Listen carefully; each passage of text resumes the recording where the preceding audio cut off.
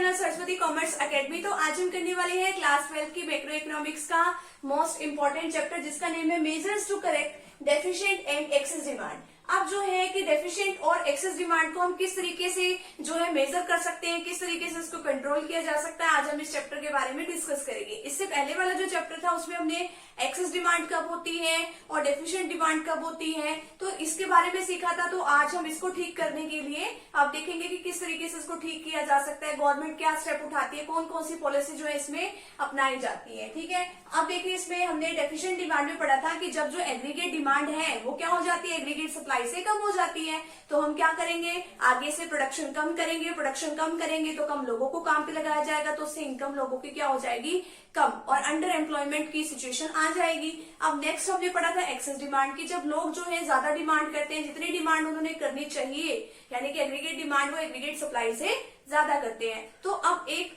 जो है एक आउटपुट लेवल जितना हमारे पास है, एग्रीगेट सप्लाई जितनी हमारे पास है, उससे ज्यादा जो है हम सप्लाई को नहीं बढ़ा सकते हैं। ठीक है, अब उससे ज्यादा हम सप्लाई को नहीं बढ़ा सकते क्योंकि शॉर्ट टर्म पीरियड है। अब देखिए, अब हम इसमें डिस्कस करेंगे measures to correct deficient and excess demand. अब इसके अंदर ना हमारे पास तीन पॉलिसी है, एक फिजिकल पॉलिसी है, एक हमारे पास मॉनेटरी पॉलिसी है, एक फॉरेन ट्रेड पॉलिसी है। अब फिजिकल पॉलिसी तो जो है वो गवर्नमेंट की पॉलिसी है। ठीक है, फिजिकल पॉलिसी किसकी है, ये तो है गवर्नमेंट की, गवर्नमेंट की इनकम और एक्सपेंडिचर से रिलेटेड पॉलिसी को हम फिजिकल पॉलिसी कहते हैं। और जो मॉनेटरी पॉलिसी है वो आरबीआई की है, वो देखता है कि सप्लाई कितनी करनी है मनी की, ठीक है, कितनी नहीं करनी, कब एक्सपेंड करना है, कब कॉन्ट्रेक्शन करना है मनी का, वो सब जो है जो हमने पहले बैंकिंग वाले चैप्टर में भी क्वांटिटेटिव और क्वालिटेटिव इंस्ट्रूमेंट्स पढ़े थे, वो इसमें भी है। और एक फॉरेन ट्रेड पॉलिसी के बारे में एक छोटा सा टॉपिक है, उसके बारे में भी हम डिस्कस करेंगे। तो फिजिकल पॉलिसी क्या है, ये एक ऐसी पॉलिसी है कंसर्निंग द रिवेन्यू। रिवेन्यू का मतलब क्या होता है, इनकम।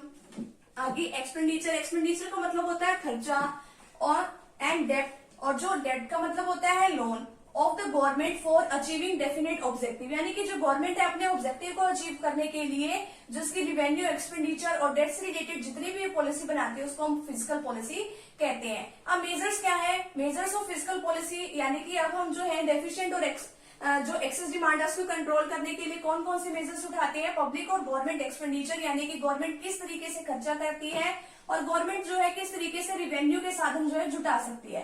अब गवर्नमेंट के पास जो है इनकम कहाँ से आ सकती है, टैक्सेस लगा सकती है वो। ठीक है, अगर उसने टैक्सेस जो है दो तरीके से लगा सकते हैं, डायरेक्ट टैक्सेस और इनडायरेक्ट टैक्सेस। डायरेक्ट टैक्सेस जिसके ऊपर टैक्स लगा उसी से उसने टैक्स ले लिया, जैसे कि इनकम टैक्स होता है। इनडायरेक्ट टैक्सेस जिसके ऊपर टैक्स लगाया उसने तो टैक्स नहीं दिया, आगे फर्दर लोगों ने टैक्स दिया। जैसे आप कोई सामान खरीदने जाते हैं, आप बिस्किट का पैकेट खरीदने गए, तो जो शॉपकीपर है वो थोड़ी टैक्स देता है, वो टैक्स तो जो है जीएसटी तो जो है आप लोगों से वसूल करता है। नेक्स्ट क्या है, पब्लिक डेट। अब पब्लिक डेट का मतलब क्या है कि लोगों से जो है एक तरीके का गवर्नमेंट ने लोन लिया है। नेक्स्ट है डेफिशिएंट फाइनेंसिंग। अब जो है मनी का सर्कुलेशन ज्यादा करने के लिए जो है घाटे की वित्त व्यवस्था जो है अपनाई जाती है इसके अंदर, यानी कि नई नई जो है नोट इशू किए जाते हैं। अगर नई करेंसी इशू की जाएगी तो जो क्या होगा, मनी की जो सप्लाई है वो मार्केट में बढ़ जाएगी, तो लोग ज्यादा डिमांड करेंगे। तो इस तरीके से जो है गवर्नमेंट के रिवेन्यू इस तरीके से ये करती है ये काम। आगे क्या है, इसमें पब्लिक और गवर्नमेंट एक्सपेंडिचर कहाँ कहाँ वो खर्चा करती है, लोगों को सब्सिडी देती है, ट्रांसफर पेमेंट करती है। ठीक है, अब वो सब्सिडी क्यों देगी, ताकि लोग ज्यादा प्रोडक्शन करें। ठीक है, नेक्स्ट है पब्लिक वेलफेयर के लिए वो बहुत सारा काम करती है, लॉ को मेंटेन करती है, सेफ्टी बना के रखती है हमारी पूरी कंट्री की, और भी जो सड़कें बनवाना, पुल बनवाना, ये सारे काम जो है गवर्नमेंट करती है। नेक्स्ट क्या है, physical policy and deficient demand और डिफ्लेशनरी गैप। तो फिजिकल पॉलिसी जो है वो डेफिशिएंट डिमांड को कंट्रोल करने के लिए किस तरीके से किया जा सकता है, डिक्रीज इन टैक्सेस। सबसे पहले तो गवर्नमेंट क्या कर देगी, टैक्सेस को कम कर देगी। अगर टैक्सेस कम कर दिए तो लोगों के पास क्या हो जाएगा, पैसा ज्यादा हो गया। अब पैसा लोगों के पास ज्यादा हो गया तो वो खर्च करेंगे, अगर उन्होंने खर्च किया तो डिमांड क्या हो जाएगी, बढ़ जाएगी, तो डेफिशिएंट डिमांड जो है वो ठीक हो जाएगी हमारी। नेक्स्ट क्या है हमारे पास, इंक्रीज इन पब्लिक एक्सपेंडिचर। अब पब्लिक एक्सपेंडिचर पे गवर्नमेंट ज्यादा खर्चा करेगी, यानी कि ये सड़कें वगैरह ज्यादा बनवाएगी, तो लोगों के पास जो है पैसे जाएंगे ना, आगे मनी का सर्कुलेशन तो बढ़ेगा।